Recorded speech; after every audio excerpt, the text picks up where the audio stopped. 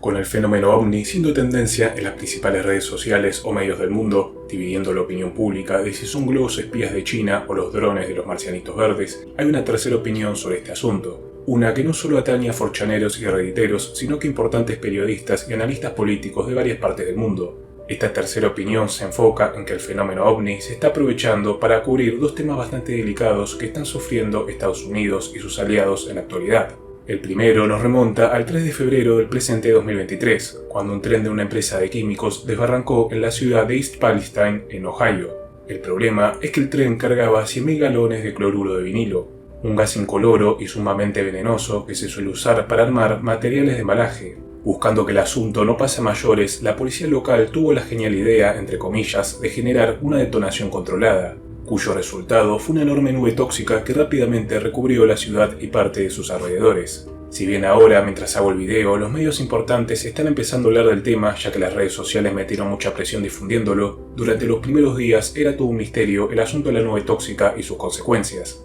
Tengan en cuenta que el cloruro de vinilo se usaba como arma química en la Primera Guerra Mundial, y una exposición de pocas horas con este gas puede provocar todo tipo de cáncer o enfermedad de gravedad en los pulmones. Muchos catalogan este incidente de Ohio como una de las peores catástrofes ambientales en los últimos 50 años, o incluso el Chernobyl estadounidense. En caso de exposición al gas, se recomienda alejarse lo máximo posible del radio de alcance o incluso usar esas máscaras de oxígeno de película o videojuego posapocalíptico. Nada que ver con la recomendación de las autoridades locales de que los residentes simplemente se queden en casa, incluso alentando a tomar agua del grifo sin problema alguno, cuando diarios de las ciudades aledañas alertaban de que los lagos se estaban llenando de peces muertos, o incluso los pollos y demás tipos de ganados que bebían del agua potable de la zona estaban empezando a morir, lo mismo con animales domésticos. Acá empieza el lado conspirativo cuando el tercer o cuarto día después del incidente, algunos periodistas, como es el caso de Evan Lambert, fueron encarcelados mientras intentaban difundir la verdad. No solo de la tragedia presente y futura que estaba tomando lugar en East Palestine, ciudad que posiblemente tendría que ser evacuada en el futuro cercano, sino también del manto de corrupción alrededor del asunto. Tomando nota de algunos redditeros de la zona que daban actualizaciones del tema, se mencionaba en una radio local que la empresa detrás del desastre solo ofrecía $25.000 para ayudar al pueblo, pese a ser una empresa que maneja billones con B larga y con varios estudios señalando que fácilmente la ayuda ambiental podría subir a costos de $500 millones. Siendo lo más irritante para este redditero o redditera que haciendo cuentas con la cantidad de población actual, para esta empresa cada vida humana valdría $5. También, y como ocurre en todas partes del mundo, empezaron a tirarse culpas entre distintos partidos políticos. Por un lado, los demócratas culpan a Trump porque en su mandato decrecieron las regulaciones a empresas de trenes,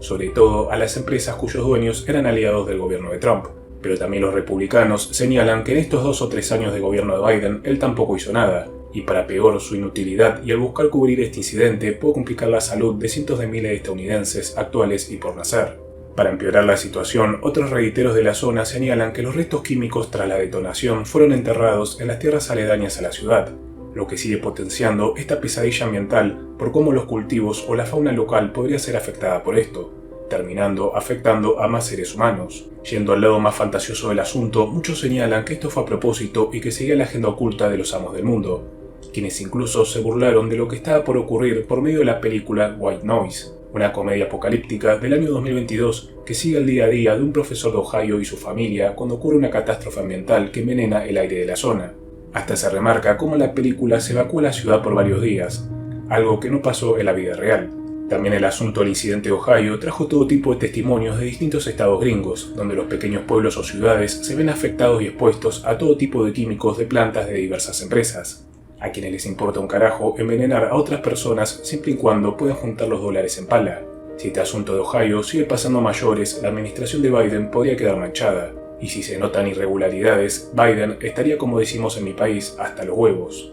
Antes de pasar al segundo tema, podríamos hacer un interludio con este bonus que nace del agujero de guión de los ovnis como excusa para taparlo de Ohio, ya que muchos se preguntarían por qué países como Uruguay, Canadá, Francia o hasta el mismo China le seguirían el juego a los gringos con el asunto marciano. Si bien una posible respuesta es que estos países no juegan con el término ovni relacionado a los platillos voladores, como sí parecen sugerir los militares estadounidenses en sus entrevistas, y el asunto de los ovnis más orientados como objetos espías de China sí es algo real, y que justo dio la casualidad de coincidir con el incidente ambiental de Ohio, y también por el lado de los chinos, aprovechando la mención de los ovnis para desviar las culpas hacia ellos. Aunque también están las teorías clásicas como el proyecto Blue Beam, el nuevo orden mundial y demás, usando una posible invasión alienígena como la excusa perfecta para controlarnos. Pero imagino que ustedes ya habrán oído hasta el hartazgo de estos temas, por lo que saltemos al segundo caso que podría estar cubriéndose por medio de la locura ovni.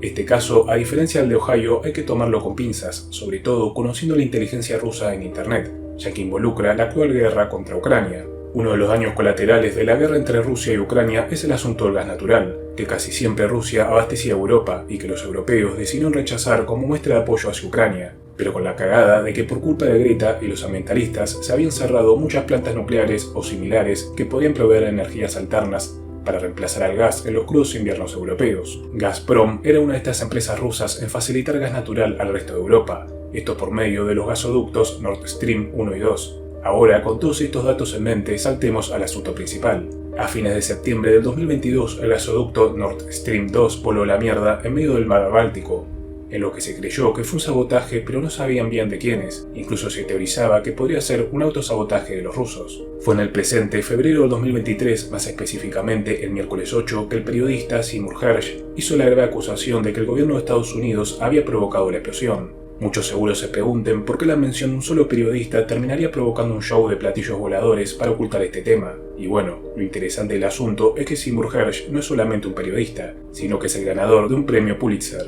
que sería el equivalente a la Copa del Mundo para los periodistas. Hersh ya se había metido en quilombos con el gobierno gringo cuando en el 2015 sacó un artículo que señalaba que la muerte de Bin Laden no había sido tal como la conocíamos y que el criminal internacional ya llevaba desde 2006 prisionero por medio de los servicios de inteligencia de Pakistán, quienes lo intercambiaron a Estados Unidos por $25 millones. Como bien les mencioné antes, es un tema a tomar con pinzas más allá de la reputación de Hersh, porque bueno, en este tipo de temas nadie está libre de manchas. Pero según él, Biden habría dado la orden de destruir el gasoducto para darle el golpe de gracia a Putin en medio de cómo Ucrania le llevaba la delantera en aquellos meses. Como era de esperarse, el Pentágono rechazó los dichos de Hersh, mientras que el Kremlin pidió una investigación a fondo de organismos internacionales. Acá, una vez más, de confirmarse esto, no solo Biden volvería a estar hasta los huevos y hasta los recontrahuevos, sino que arrastraría a la OTAN a participar en una inevitable tercera guerra mundial, sobre todo por la inevitable venganza que Putin ejercería sobre Estados Unidos. Esto también sería algo que jugaría a favor de Putin porque obligaría a varios de sus aliados como China a tomar partido en la guerra actual y no mantenerse a la expectativa. Hasta una variante de esta conspiración señala que China y Estados Unidos coordinaron todo el asunto de los globos para cubrir el asunto del gasoducto,